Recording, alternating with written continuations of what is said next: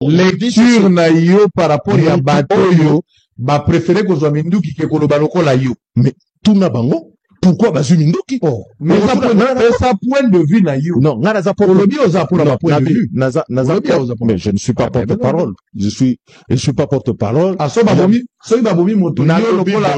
Non. So babomi moto. Ngai yo lokola porte-parole ya famille on a été condamné. Non. Tu es à la tête. Ça c'est. Mais c'est de la même chose, c'est une position. Ça c'est une position. Non, et le rosoro bané un sophisme. Non. Non, tout est à la sérieux. Mais le problème est aboué. Au lobby nangai bato bazu mandoki na lobby na yo tuna bango raison pour lesquelles bazu mandoki bato M23 bana ba raison na bango l'AFCO basala ki wana bazana ba raison na bango et puis na kuyeba ezala bato gouvernement na bato AFC M23 bazokutana kuna point barre. Moi je dis ceci bakutana doa pour discuter. Moi je dis ceci na bisika otokomi au pouvoir à Tshisekedi ndenge ezokende ndenge situation mboka ezokende et sengeli batu nyonso bafanda autour de la table pour parler de ces problèmes et les résoudre. Et moi je dis ceci, ceux qui respect à mibeko zena kati na mboka, que l'état des droits est renforcé, personne n'aura l'excuse d'aller dans les moyens extrêmes pour pouvoir défendre ses droits. Ba o bazu minduki c'est que ba monique ba moyen au biso toza ko utiliser ezolekate. Donc c'est ça. C'est une forme de les accompagner si je comprends bien. Non, parce que on les accompagne pas. Parce que laissez-moi poser des questions. Je dis ceci. Vous allez répondre. Je dis ceci. C'est pas une forme de les accompagner. Moi j'ai fait la lutte armée. Tu le sais. Je voulais arriver à ça. Non, je dis c'est juste ça. Je voulais arriver à ça. Moi j'ai fait la lutte armée. À un moment de ma vie, j'ai fait ma lutte armée. J'en connais les charmes et je connais les limites. Ouais. Aujourd'hui, je considère que je fais une lutte pacifique, démocratique pour défendre mes droits. Point barre. Et je suis le porte-parole de moi-même. Donc, celui qui aujourd'hui considère que lutte au bisotozo sala, ou que cette lutte-là ne suffit pas, il est sorti, il est venu le temps de rappeler tous ces gens-là pour dire on doit respecter la loi et faire appliquer la loi. Pour avoir été dans la rébellion que vous appelez lutte armée. C'était la lutte armée, on combattait un pouvoir illégitime. Il n'y a pas de souci. Vous avez combattu Mobutu ou vous avez combattu Kabila? On a combattu Kabila père. Vous avez combattu Kabila le père, pouvoir illégitime. Oui. Dans le même ordre d'idée, il y a un peu besoin de combattre Tshisekedi pour n'avoir Tshisekedi dans le pouvoir illégitime. Et ça va même résoudre le Salaki. Mais il y a un bien où il y a des conséquences, où il y a des charges, où il y a des méandres. C'est pourquoi nous appelons le dialogue. Je voulais arriver que, après ça, plus d'une fois, je vous ai reçu ici dans vos solos. Ouais. Vous avez dit que si c'était à refaire, on peut encourager cette approche. Oui. Mais voilà. Alors que Bango Lelo Bazu approche. Maintenant, ma question était celle de savoir quel est votre point de vue, parce que vous voulez pas des analyses. Votre point de vue par rapport à cette prise de position. Il y a besoin Mindougi parce qu'il y a des Congolais qui meurent. Que ça soit à côté à pouvoir, que ça soit dans l'opposition, il y a des Congolais qui meurent. Moi, je pense que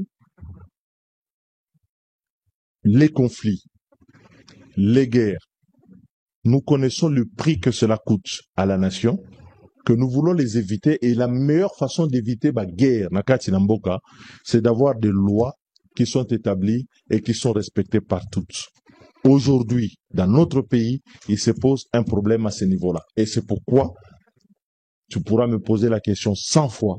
Je reviendrai à la même réponse. Il faut que les gens se mettent autour d'une table pour pouvoir parler et résoudre ces... Voilà!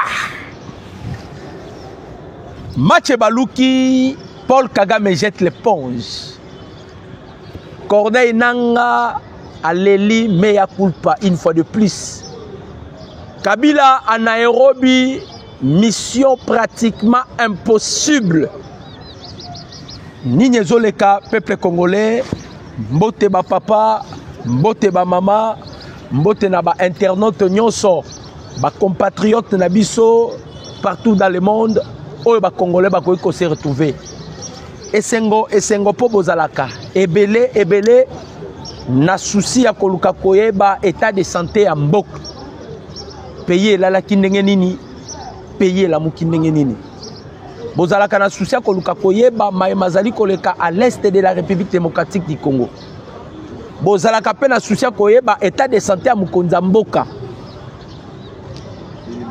Bozalaka na souci ya koluka koyeba disposition politique ya mokonzi mboka vu les enjeux de l'air. Ah, na lobi na bino wa Paul Kagame jette l'éponge.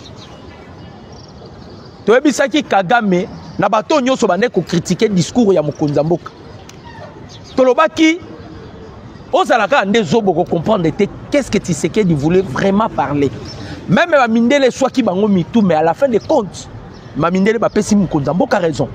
C'est ce qui a fait que Paul Kagame yemoko il a jeté l'éponge. Bokoyo kawa Kagame a jeté l'éponge nenge nini. Parce que journaliste ne boyebi oyo Steve Wembi a outi ko tweeter. Na otangela bino tweet achète ya Steve Wembi pour na Paul Kagame. Na lobi na bino que Kagame jette l'éponge. Boyoka tweet ya Steve Wembi pour na Kagame. Et tokobeta sko lisolo boyeba. Kagame dit ceci: le Rwanda réaffirme son engagement envers le processus de paix devant le Conseil de sécurité de l'ONU. Rwanda, alobi, il réaffirme son engagement envers le processus de paix devant le Conseil de sécurité des Nations Unies. Pour votre information, je vous informe déjà, de la même manière, Kagame M23, de la même manière, communauté internationale lobby, Kagame faut organiser dialogue inter-rwandais. Il va parler avec les Hutus. Bandeko, Kenya, Ayambi Kabila. Ah, Nazolo Banabino, Kabila avant de la Kenya, Namini Toyo. Discrètement, a-t-il invitation par les opposants. Il veut faire maintenant un rassemblement de la même manière qu'on doit être Tshisekedi à Salaka à l'époque naï. Kabila a-t-il invitation. Et pas y a des opposants, bakende kokutana na Kenya. To sengi gouvernement congolais. Opposant à Kobimake Kenya. Faut que tu aies la RIP. Retour interdit au pays. Maman Thérèse Kayikwamba, vous êtes la patronne de la diplomatie congolaise. Oya Kobimake Kenya. O kamera bimake Kenya. Boteli RIP. Donc tant que bima na passeport ne bobeti de Kachari. Atikala na Kenya.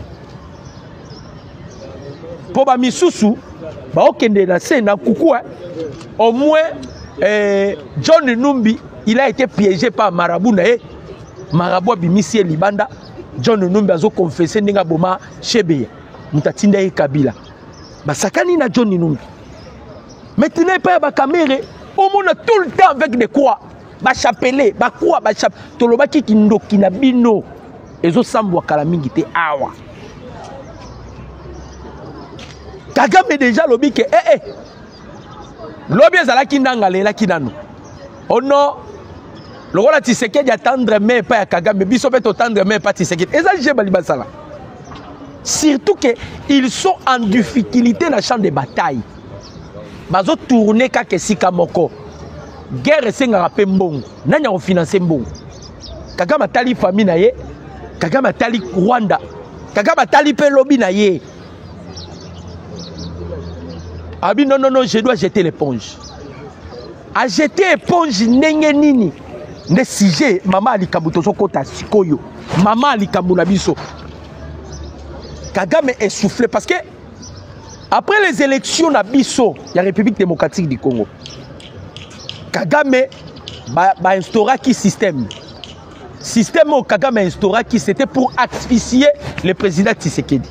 Alors, moyen oyo bango ba monaki pa ko asphyxier président Tshisekedi soit bazui shit ya Goma, shit ya Bukavu et ko permettre bango ba asphyxier président Tshisekedi. Mais ba kei na Goma ba kei na Bukavu Tshisekedi a ko sala diplomatie. Ndeko na ngai na lobi na bino discours ya mokonzi ya mboka na forum 6e session à forum et Salamaki sur partenariat entre le pays européen avec le pays africain. Bandeko, discours wana, botala siko ba conséquences néfastes côté ennemi pour le discours wana. Dimanche, na lobi bien dimanche, une réunion d'urgence ezalaki na Kigali. nazotangela bino na batu ba prendra qui part na réunion. Une réunion d'urgence. Après seulement le discours du chef de l'État. Kagame atikala ki ba Belge ba bengi Kagame. Boyebi ke ba Belge ici ba pesa ki approbation na bango. Ba yebi si Tshisekedi soko sengi ba IM23 ba bima ba boy. Cette fois-ci to pesi yo fait vert. Bombarder bango en désordre. Ne boyoki bananga ba boaki éponge. Oh non, tozonga na doa. Tozonga na doa. To yebi seki bango mukolo moko akolela. Toebisaki bango mukolo moko akosala nini akolela. De l'autre côté, pas il y a Paul Kagame. Après seulement le discours, il y a président Tshisekedi. Il a exposé la nudité de Paul Kagame. Toebisaki binot. Kagame ba mutakalize et pas il y a président Tshisekedi na Belgique. On a exposé la nudité de Paul Kagame. Donc moyen ko bombama ezate. Même preuve, Bisso va financer Bisso 180 millions d'euros. Il va payer 95 millions. Allez, les sous mon kwamboka. Nde kouta na ye na Bruxelles. Aye Mbalamoko a convoqué réunion d'urgence. Na Kigali. Quel était le but? Il y a réunion. Nalobi Nabino que Joseph Kabila dans une mission impossible et puis na Nairobi. Après seulement réunion, Joseph Kabila a créé un voyage na Minito Kabila na Nairobi. Il y a un autre gouvernement congolais. Il faut que benga na ba Kenya awa. Potala ba Brazzaville lobby ba pesa ki Paul Kagame 22 000 hectares. Après boni makambasale pa ya ba Rwandais. Tobisaki Kagame makamunyo sozo sala na République démocratique du Congo. Ozo exposé ba Rwandais. Pays mokote ya Afrika ya kondima Rwanda ya Rwanda. Pays mokote Afrika ya kondima. Donc ça déjà mal vu. Ba ebi ke bato sobo yambi bango. Okotise na ndaku na yo. Akozwa initiative ya koboma mukolo ndaku patika na ndaku na. C'est ça les Rwandais. Lokola ba bato ba na mabelete. Et que les Américains promettaient qu'ils vont payer ça bango Kivu. Malgré ba pesa bango Kivu ndoto à l'époque à Kabila. Tshisekedi ya lobby à ta centimètre et kolekate. J'espère na biso bino loi ils a déjà l'Assemblée nationale. Boyebi loi ils a non? Loi si yé. Ba na kata ko traité. Bazo suspendre constitution. Tozo bandela ko mettre la ngoli solo. Assemblée nationale a une initiative ya kopesa Tshisekedi du mandat indéterminé. Ti guerre aussi là. Bana kata ko traité yango déjà. Yango tolobaki na bato ba omona ba okokate. Congo Brazzaville pesara Congo au kati soke na Brazzaville. Ils appellent Congo.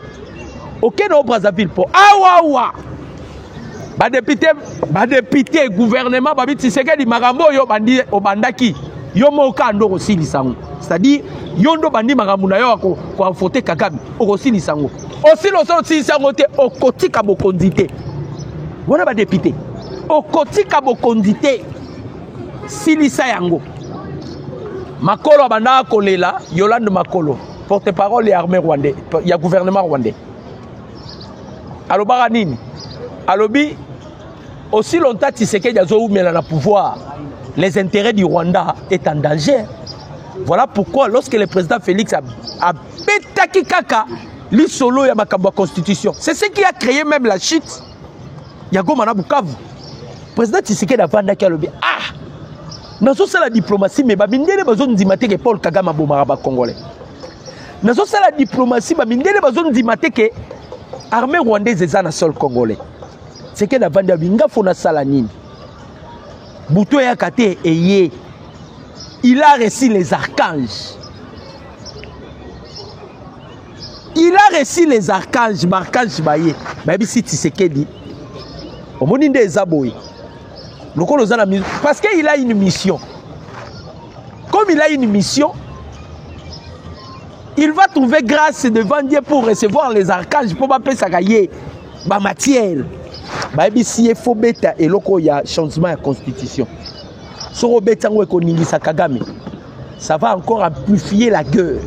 Et lorsqu'il va amplifier la guerre, avec ce que tu avais dit, moindre escarmouche, ils ont piège Ndobo. Kagame a débordé, a débordé ma ligne rouge. Et cause à la violation, il y a charte, il y a Nations Unies. Et cause à la violation, il y a droit humanitaire. Et cause à la violation, il y a droit de l'homme. Les archanges, bah, Pessi, Tshisekedi mission. Bah! Tshisekedi a Betchango. Effectivement, le même archange là sont allés voir Kagame, même si Kagame, Kota Goma. Kokota Kagame, Kota Goma na Bukavu. Ya mimonara bimara mutubakasi. Ne lukeliye ba makambo. Maintenant, réunion, oh ya sali, boyoka réunion, oh ya salami na Kigali. Dans autant bino na ba participants, yango bomoni, lobby à lobby qui a réaffirmé maintenant engagement sur la paix. Aboyeki la mettre en dia Tshisekedi. Ok, on réaffirme, on lui souna Kigali negenine. Non, bah ebisa qui est so sali blague. Na ba belge, bah ebisa qui so sali blague. Tokotala on a Tshisekedi nebo rubunda, tokotate. Yo mimono ramakasi. Pays mo pété ko intervenir. Boko bunda kaka RDC na Rwanda. Là déjà les Américains balobaki en coulisses. Aucun pays a soutenir Rwanda. Le Rwanda a besoin de guerre. Il va faire la guerre avec la République démocratique du Congo. Pays à Rwanda, les États-Unis vont les frapper. Kagame a tali gauche, a tali droite, a créé réunion. Boyo Kasikoyo, réunion Nenge Salami. Après seulement la réunion tenue à Kigali, réunion d'urgence. Kabila Mbalamoko Yewana, na Nairobi. Ah non, Kabila Zana Nairobi. Voilà pourquoi tu sais le gouvernement congolais. Il faut qu'on bengana ba Kenya wa. Kiti banque faut qu'on kangango.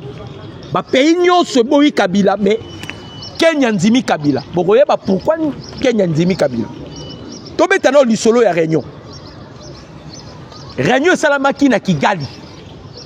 Ko uta kaka ya Kagame uti Belgique aye. Réunion salami na Kigali.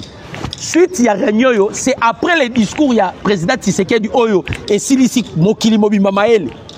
Au moins que bisonde tozwa ki opportunité ko comprendre. Deli c'est sanga bimizoba fayula bimizoba epengo yo morphologie e banakate soka ka congolais soka ka rwandais zoba donc opposition bango nyoso bimba zoba. Na oyo yo Carolite Jean-Marc Kaboul zoba. Discours il y a 18 minutes et bimisi bato bazoba. Maintenant, la sikoyo bafoui, il y a discours à 18 minutes. Pas tellement Kagame qui décide maintenant de s'engager pour la paix et à zo compter l'accord à Washington. Or, surtout que l'accord à Washington, c'est clair. L'accord de Washington est cohérent avec la résolution 2773. La résolution prise par les 15 membres permanents du Conseil de sécurité des Nations Unies. À unanimité. Résolution en a premier article et ça retrait ya troupes rwandaises. Boyoka Sikoyo Kagame Yemoko Awa. Balobi, dans cette réunion, les participants étaient Paul Kagame, Joseph Kabila, James Kabarebe, Oazana na nigne na cancer. Yepe ba mikolone za ko compter James Kabarebe wana. Général Muozi, na zone du gouvernement congolais. Gouvernement congolais est un mot boutique à théâtre. FRDC boutique à théâtre. Mouozio, mon Museveni.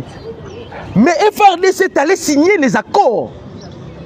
IPDF na FRDC pour attraquer les ADF. Mouoz a pris part à la réunion. Il faut qu'on benga na bango, qu'on bimisa bango kota abouté mouna benikuna. Combien de fois Mouoz a menacé notre souveraineté? Combien de fois Mouozi Azotia, Luboyaka Chamalisa Pinalis. Mouozi, c'est lui qui avait promis que Tchopo Gokoya. Toyebi Saraba Congolais, gouvernement congolais Peboye Barayango. Mouta créé Paul Kagame, parrain numéro 1 à Kagame, c'est Kakuta Yoweri Museveni. Kagame Aza, Tuti Aouti na Uganda. Les caméras sont de tout outil na Burundi. Et ça soit robomba te caméras za touti. Et ça robomba de outil na Burundi. Alors Tango Bill Clinton, parce que clan Clinton nde baza ba commanditaire ya ba bêtises za na est. Balingaki va changer histoire ya Congo. Ils ont pris Museveni. Ba doté Museveni, ba équipé na nyonso. Ba ebisi Museveni maintenant abanda ba hostilité oyo. Ko créer ba trouble ba population soko ekimi bango batikali pour exploiter. Museveni qui a pris Kagame Moteki Maki na Uganda a juillet a pessié et pas à Mindele. C'est un robot fabriqué par Museveni et les États-Unis d'Amérique. Voilà pourquoi le président Félix était intelligent. A boy kokende na Union européenne. A kenda qui pas y a ba commanditaire, y a ba atrocité na est du pays. C'est-à-dire les États-Unis d'Amérique. Alors, Mouozi Pazalaki na réunion wana. Sultani Makenga. Les soi-disant Koutouté. Le futur président, le futur président, il y a la République du Kivu au Kagame à Kangisara na Mutunaï. Parce que les Américains balobaki ba repesa Kagame Kivu. Lokola ba Kagame ba yena Rwanda. Rwanda za mabele ya ba Hutu na ba Tchwa. Les Tutsis ne sont pas les responsables du Rwanda. Les Tutsis sont des venants, sont des étrangers. Maintenant, les États-Unis, pour que Kagame wana basala empire imatuti. C'est ça l'objectif. Quand on a qui réunion na président somalien, nous devons maintenant activer le plan. Plan na bango ya pour créer empire imatuti. Alors, pour que plan na bango ait réussir bien, il faut d'abord bazoa possession na Congo. Ceux qui bazoa possession na Congo, Congo est à gâchette en Afrique, ils auront la facilité d'anéantir d'autres pays. Maintenant, époque où bango bazoa possession na Congo, bakutani na époque ya Mabé. Bakutani na époque ya Elima. Celui qui est à la tête de ce pays, Aza Elima, c'est un esprit. Kagame a na gauche et Simbité. A na droite et Simbité. Asa la bossi. Na discours, tant qu'on a discours à 18 minutes. Et donc, balongo la qui est de vice. Nde a côté réunion. Après qu'on a réunion, boyo kamakamba solo li na réunion. Dans cette réunion qui a été convoquée par Paul Kagame, le président rwandais, le sujet est tourné sur les retraits des troupes rwandais. Kagame a décidé, mais boyoka. Kagame a dit en tout cas pression l'équipe. Pression l'équipe, je suis obligé de retirer ma troupe nangai. Wana Kabila Zali, nanga pas zalaki na réunion ango, il y avait aussi des officiers militaires et policiers. Boye belo komoko. C'est la toute première fois nanga asala pena réunion na Kagame. Nanga n'a jamais vu Kagame comme ça. Kagame collabore toujours avec Sultani Makenga. Kagame a beaucoup plus confiance à Makenga. Ceux qui bazala peut-être bakoli kozala ba parenté. Kagame a confiance à Makenga. Makasi. Et Makamunyo sonanga ndo sala la tête c'est Makenga. Et vous avez vu Makenga banaye kozala na kati ya zamba. Kagame bimisi alobi kozala suna zamba te bima yondo zozwa monopole. Et il y a eu des divergences entre Joseph Kabila et Makenga. Selon Kabila, selon Kagame, ceux qui va commis na difficulté, c'est Joseph Kabila. Parce que bango ba nilotique ba ti karaté. Comment Kabila ba bangisi atiki pouvoir na kimia. Oh, Kabila tiki pouvoir na kotika pouvoir te. Qu'est-ce que Kabila fait? Kabila talaki Tshisekedi comme Tshisekedi ndenge na yebisa rabino apesa ba fausse note. On dira yebité, on dira zazoba. Kabila talabi a mutoyo tozoye na tobenda e pembeni. Toko siseye après kaka 2 mois wa toko simbise touche Benoît expliquant paix à son âme. Vient à biso Benoît ya cour constitutionnel a expliqué le piège. Alors Kabila a ça la fête na élection. A sali pacification à pouvoir. A tela qui président Tshisekedi des pions majeurs au ba congolais ba yebakate. Alexis Tambwe Mwamba et Janine Mabundu. Alexis Azalaki na Sénat, Janine Maboun, l'Assemblée nationale. Devant les deux chambres, Kabila a dit non, je ne peux jamais vous dire au revoir. Je vous dis à bientôt. Kabila savait. Donc, il était si raison à la pouvoir. Soit par un coup d'État constitutionnel, soit par un coup d'État. Il y a la présidence de Roboma. Donc, il était si. Ah, Tozoebi Sabino, tous les projets, il y a Kabila. C'est lui qui est à la tête de ces pays. C'est un esprit. Pourquoi j'ai dit c'est un esprit? Job Azoloba, en réalité, l'homme, c'est un esprit, non? C'est-à-dire, Tango Moutakou Faka, il se sépare de cette enveloppe Onzamba utilisera comme outil. C'est-à-dire, en soi, l'esprit de l'homme ne meurt pas. Hein? L'esprit de l'homme ne meurt pas. Mais l'homme doit se séparer seulement de son enveloppe qui est son corps. Maintenant, ba esprit ya ba Kimpavita, ba esprit ya ba Kimbango, ba esprit ya ba Etienne Tshisekedi wa Mulumba, ya ba Lumumba. Comme Lumumba si a prophétisé, il avait prédit que l'histoire du Congo sera écrite par un Congolais. Ah ouais, histoire réseau comme maintenant tous ces esprits et ça les fusion. Et Nanzoto Tshisekedi, wow. Kabila Bande Koluka a côté contact na esprit Oyo. Mais Kabila avait la difficulté, pourquoi? L'être, le pays sont dirigés par les êtres. Dans le Baron, de fois, si vous allez dans la Bible, c'est par l'esprit que le monde physique existe. C'est-à-dire le monde spirituel qui crée le monde physique. Maintenant, en esprit, tous les pays sont dirigés par les êtres. Kabila Tia Bande Kokene na Bakamba.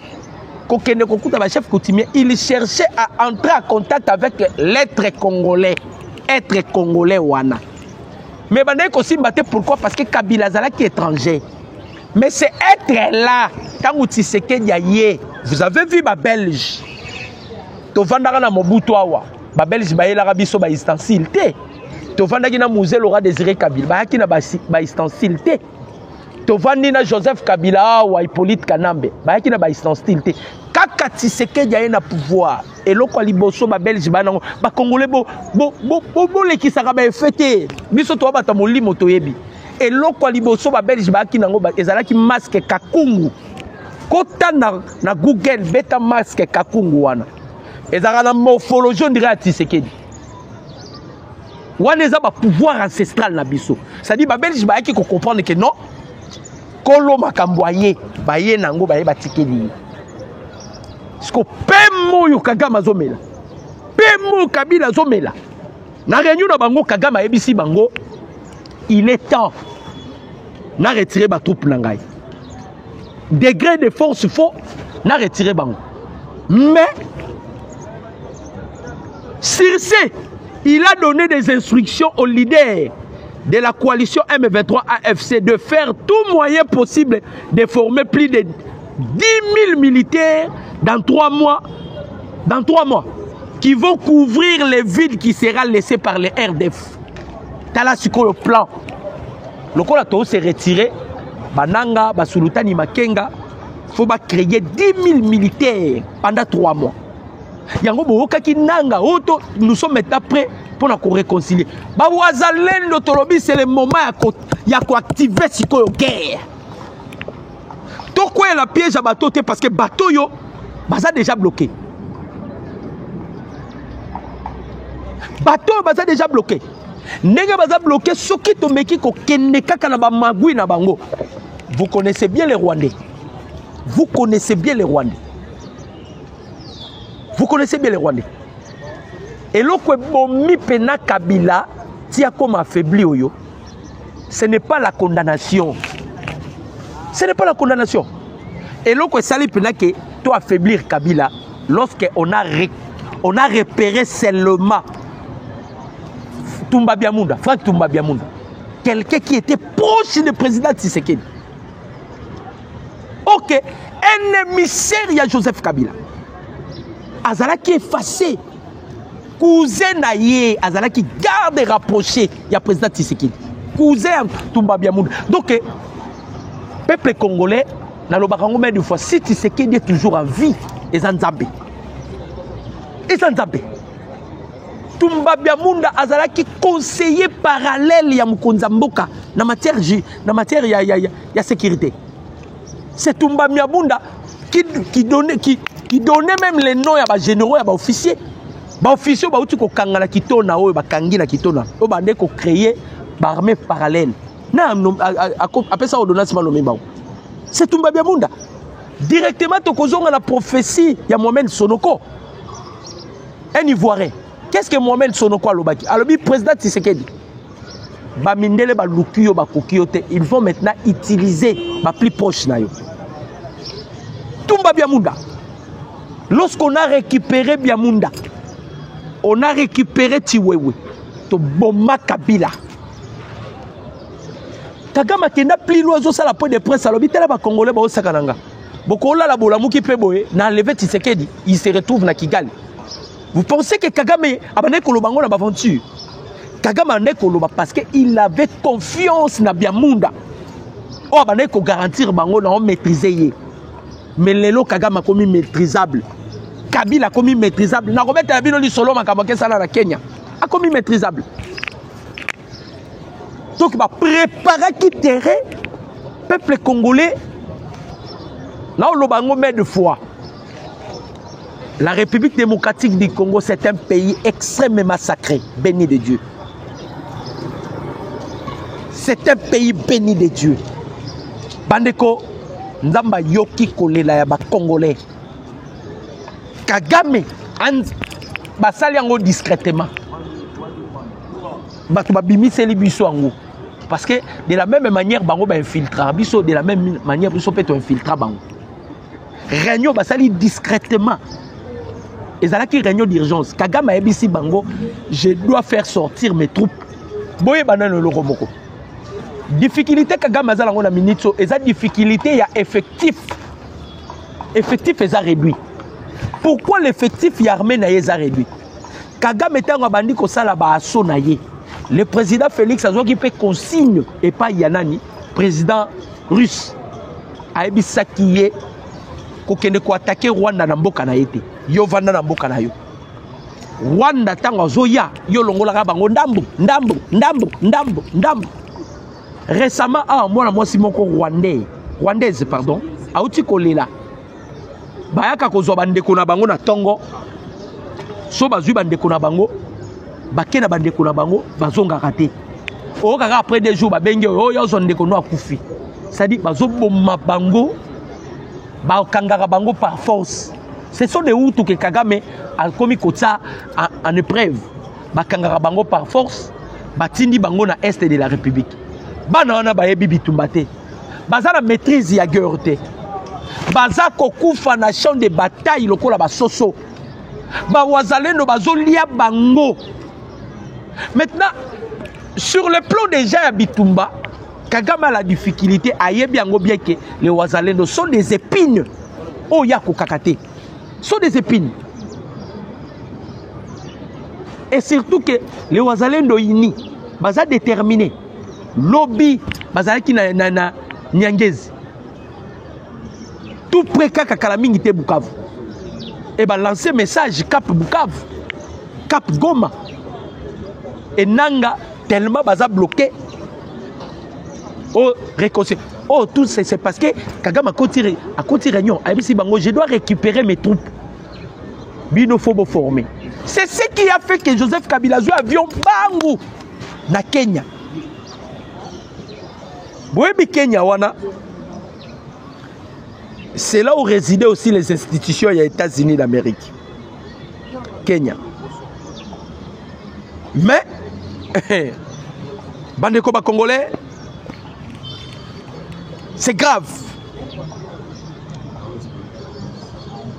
Pourquoi Joseph Kabila a choisi Kenya? Kabila a choisi Kenya parce que Asali maintenant appelle naba opposant. Atineli bango ba invitation, ba opposant ba kende kuna ba sala rassemblement, opposition à Makasi.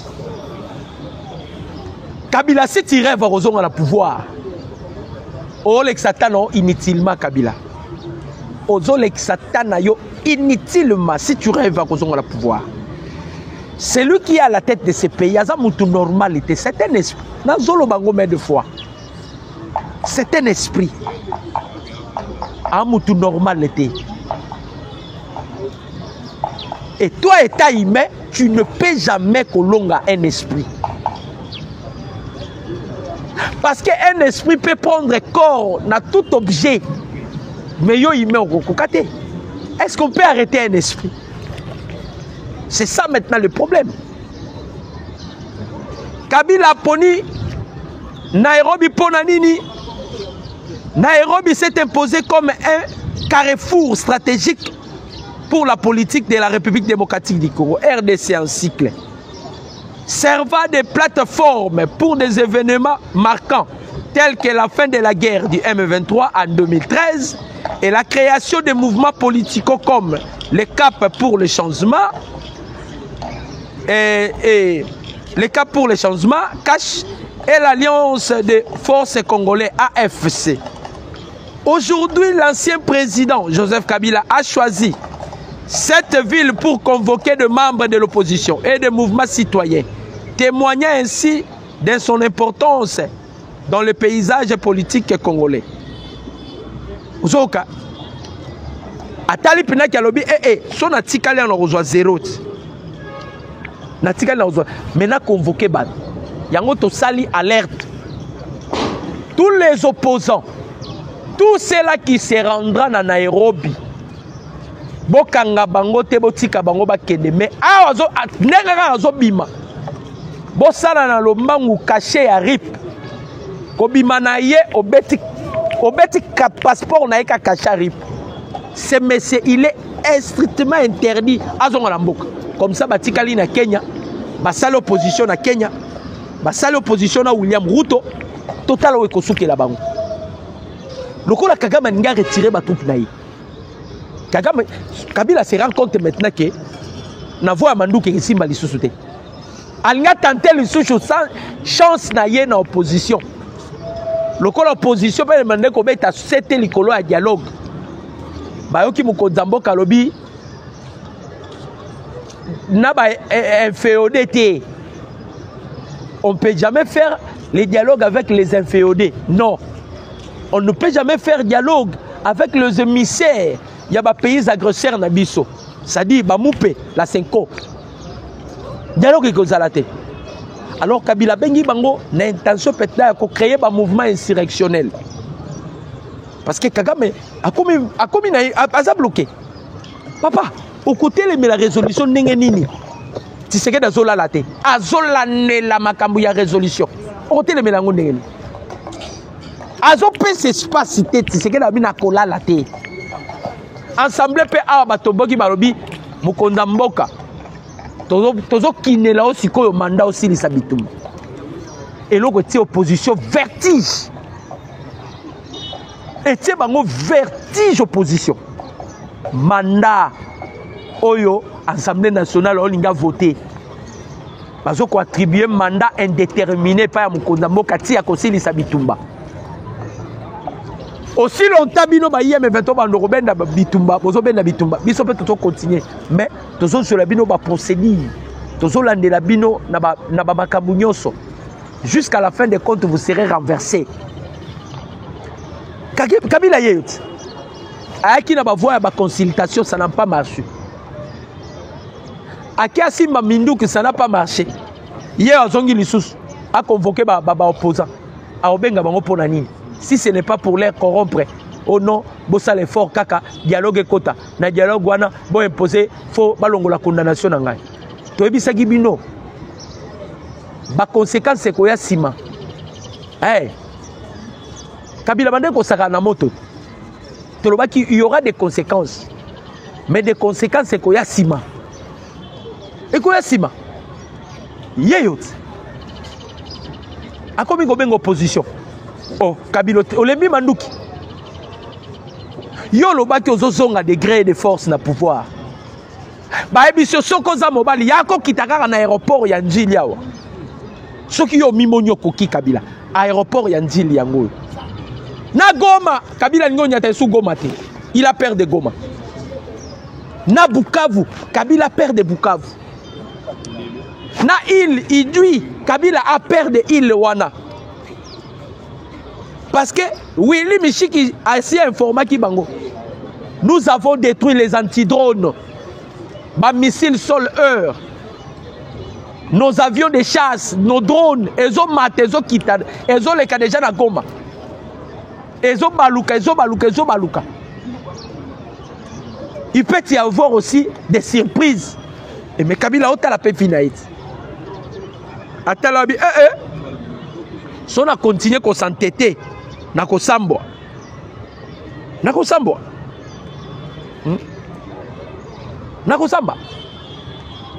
Évariste Ndashimi a zongi ici sous ce discours le général Neva a lobby depuis l'existence de la terre. Aucun dictateur n'a jamais abandonné par les négociations ou un accord. La seule solution de faire taire le président rwandais Paul Kagame, c'est organiser une guerre décisive contre lui. Peu importe l'implication de l'Ouganda, la RDC et le Burundi doivent mener une guerre décisive et historique contre le Rwanda. Il faut armer les Wazalendo jusqu'aux dents avec des armes lourdes et sophistiquées. C'est ainsi qu'il faut faire une coalition de l'FRDC Wazalendo pour mener une guerre décisive guerre décisive et historique contre le Rwanda. Les dictateurs ne comprennent que par la voie des armes. Wana, le général Neva Ndashimi, alors depuis l'existence de la terre, un dictateur a tikala jamais koyoka la négociation. Kagame pour la coédiquer, il faut une guerre décisive. Voilà pourquoi te soutenir encore c'est que Herman Cohen aloba. Herman Cohen alobi étape il y a négociation entre la RDC et le Rwanda est révolue. Pour qu'il y ait quota, il faut une guerre décisive. Paul Kagame tali basigno ezako s'annoncer ma beponaye. Kagame tali les astres ezako s'annoncer ma beponaye. Kagame lobi je ne continuerai pas. Kabila yaka nanga yaka makenga yaka yo yaka papandi. Na papa azana cancer soki pa okufa lelo to ebite soki lobi boyebi James Kabarebe. Il a un cancer. Kabarebe atali felo satana ondima ote. Imaginez non ali felo satana boy ko yambayo. Akozala perdi. Atali felo Kabarebe na makambo salaba congolais. Satana ko yambayo te. Voilà maintenant la situation ici ko wapito zaleni. Kabila eko tenter ba dernière chance. C'est teti ya Kabila. Kabila za maman na teti. Bandeko. Ba condamné yo à mort Kabila. Ata Kongola tumi pine ya moto te. Pine ya moto. Mutamba ko zoyeka ko memaye na cour de cassation. Bomona yi batuti. Donc pour te dire que Mutamba za la popularité ko lekana yo Kabila. Ba condamné mais Kabila kosul Kongola kosula tozo kosa batu. Les Congolais ont besoin de moi. Je vais revenir au pouvoir. Kabila tu te trompes yo. Tu te trompes. Opportunité yo zoa tozala ki ba aveugle. Tu sais que du modèle à tobo libiso misu. Kabila toi tu ne peux yo te permettre te ata mikawa pa ma te permettre to gérer mikawa. Ata mikawa ya pa ba Kabila te permettre te. Donc azoya ko joger. Mais to bi ke soukane ko zala mabe. Chers Congolais, totikala ini. Parce que Conseil de sécurité si à Ucho Lobawa, Boyoka. Kagame Munoro Pamba. Ah, Kagame. Munoro Pamba.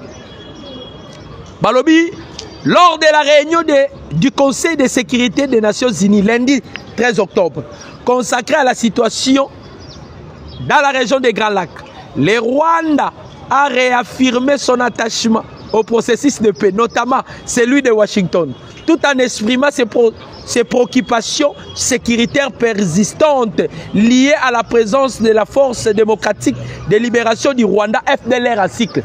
Ayoka qui déjà armé na biso lobby que FDLR Bati Kamanduki. Kagame, on a perdu la mémoire, Kagame. Tu as un problème mental. Les représentants permanents du Rwanda à l'ONU, Martin Ngonga, a pris la parole pour défendre la position de son pays et rappeler les engagements pris dans le cadre des accords régionaux. Il y a un accord entre les deux pays que nous avons conclu dans le cadre de nos compétences souveraines aidés par les États-Unis et le Qatar qui continuent à nous accompagner. Tout comme l'Union africaine, nous avons besoin de votre appui et nous demandons, nous avons besoin de votre appui et nous demandons à ce que vous veillez sur l'applicabilité il y a processus de paix. Pour la bango kaka menace na bango FDLR. FDLR leur menace. FDLR. Mais tu es ici bango Kagame si tu es ici Sakio. O mato kita. Tu continuer à exposer yo nati. C'était avec plaisir de partager les actualités politiques de la République démocratique du Congo. Botika la brancher sur la même chaîne de référence d'Abino, chaîne par laquelle vous êtes toujours informé au temps réel dans ma union sur Mazali Koleka en République démocratique du Congo. Mon numéro c'est plus 243 89 63 95 965. Je dis